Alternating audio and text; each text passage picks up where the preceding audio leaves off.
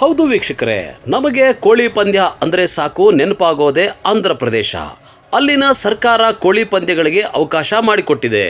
ಕೆಲವು ತಿಂಗಳ ಹಿಂದೆಯಷ್ಟೇ ಆಂಧ್ರ ಪ್ರದೇಶದಲ್ಲಿ ನಡೆದ ಕೋಳಿ ಪಂದ್ಯದಲ್ಲಿ ಬರೋಬ್ಬರಿ 1 ಕೋಟಿ ರೂಪಾಯಿ ಹಣವನ್ನು ಗೆದ್ದ ಸುದ್ದಿ ಭಾರೀ ವೈರಲ್ ಆಗಿತ್ತು.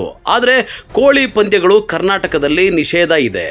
ಆಂಧ್ರ ಮತ್ತು ಕರ್ನಾಟಕ ಗಡಿ ಭಾಗಗಳಲ್ಲಿ ಕೋಳಿ ಪಂದ್ಯಗಳನ್ನು ಪೊಲೀಸರ ಕಣ್ತಪ್ಪಿಸಿ ಜೂಜಾಡ್ತಾರೆ. ಅಂತಹ ಕೋಳಿ ಪಂದ್ಯವನ್ನು ಆಡ್ತಾ ಇದ್ದಂತಹ ಗ್ಯಾಂಗಿನ ಮೇಲೆ ಪೊಲೀಸರು ರೈಡ್ ಮಾಡಿ 6 ಮಂದಿ ಮತ್ತು 2 ಬೆಲೆ ಬಾಳುವ ಕೋಳಿಗಳನ್ನು ಹಿಡಿದು ತಂದಿದ್ದಾರೆ.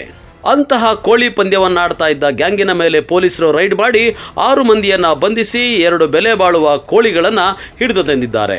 ಹೌದು, ಚಿಕ್ಕಬಳ್ಳಾಪುರ ತಾಲೂಕಿನ ಆವಲಹಳ್ಳಿ ಗ್ರಾಮದ ಬಳಿ ಕೋಳಿ ಪಂದ್ಯಾಟದ ಮೂಲಕ ಜೂಜಾಟ ನಡೆಸ್ತಾ ಇದ್ದ 6 ಮಂದಿ ಜೂಜುಕೋರರನ್ನು ಬಂಧಿಸಿ 2 ಜೀವಂತ ಕೋಳಿಗಳನ್ನು ಪೊಲೀಸರು ವಶಕ್ಕೆ ಪಡೆದಿರುವ ಘಟನೆ ನಡೆದಿದೆ.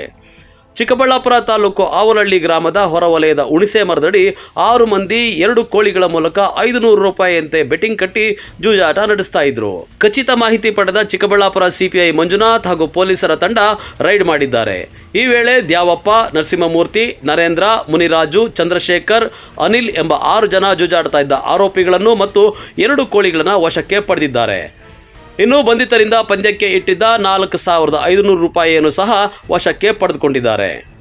ಇನ್ನು ಚಿಕ್ಕಬಳ್ಳಾಪುರ ಸಿಪಿಐ ಮಂಜುನಾಥ್ ರೈಡ್ ನಡೆಸಿ ಆರೋಪಿಗಳನ್ನು ಮತ್ತು 2 ಕೋಳಿಗಳನ್ನು ಗ್ರಾಮಾಂತರ ಠಾಣೆಗೆ ಹಸ್ತಾಂತರಿಸಿ ಪ್ರಕರಣ ದಾಖಲು ಮಾಡಿದ್ದಾರೆ.